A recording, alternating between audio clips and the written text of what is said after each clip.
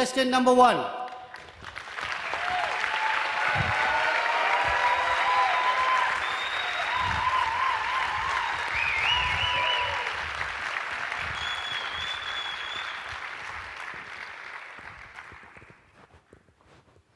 Nupur Joshi. The small stuff. Toastmaster Nupur Joshi. I remember like it was just yesterday. It was 27th May 2016.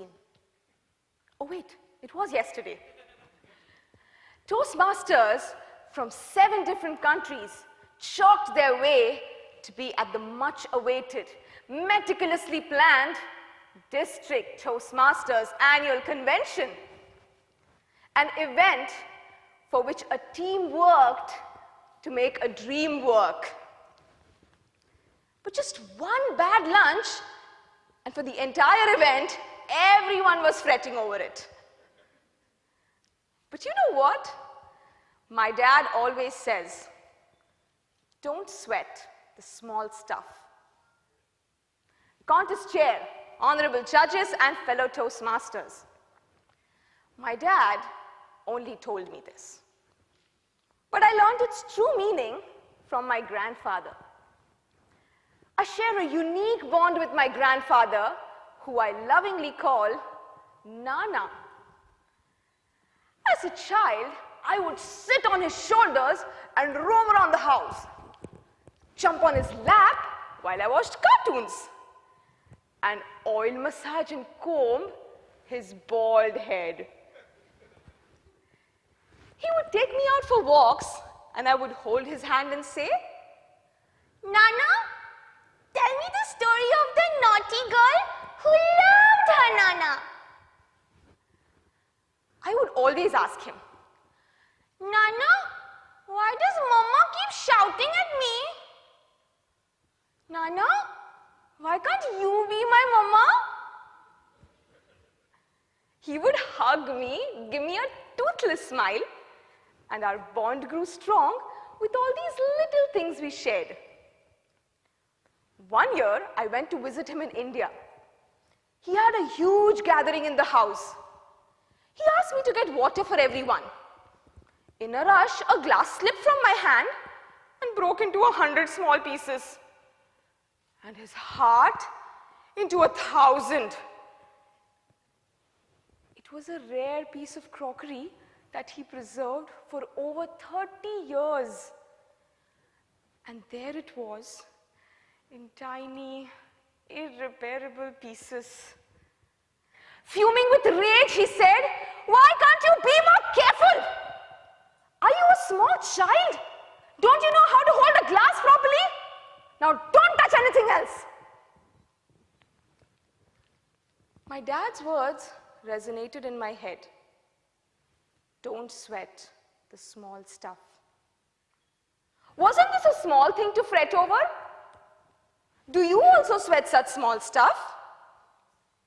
A broken glass? A scratch on your car? Or just 100 likes on your Facebook post?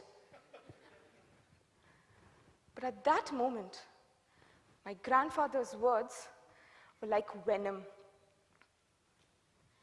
Had I come so far to hear this from someone so close? I ran back to my room and sat crying on my bed.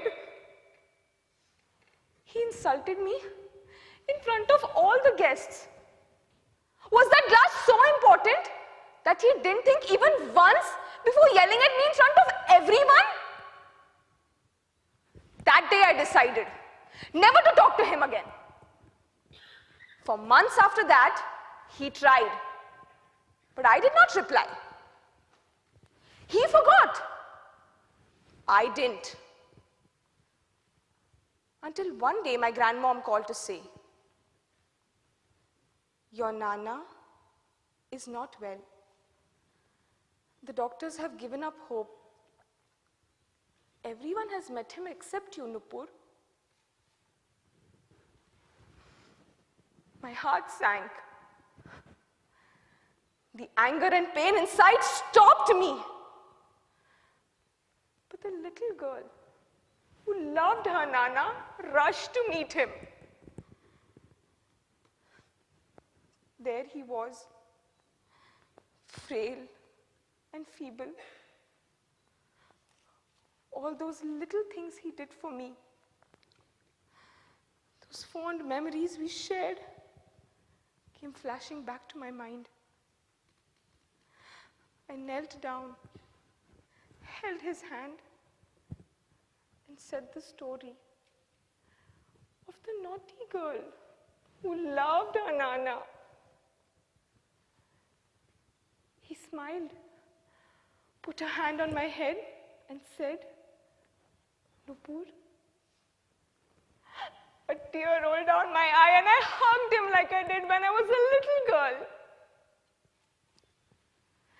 He whispered in my ear, "You should teach your grandmom how to massage. Look what she's done."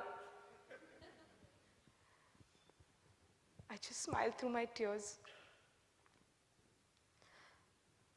That night, Nana moved on,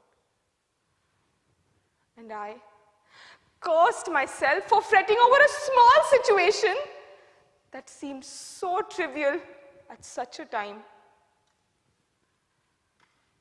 Friends, there are 100 little things that make us smile and make our relationship strong.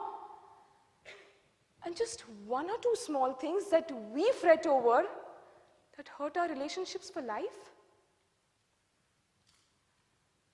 Ladies and gentlemen, what is that small thing that you are fretting over? That you are holding on? Against whom? And why? My grandfather is no longer in the world, but your loved ones are. So before it's too late, let go and don't sweat the small stuff.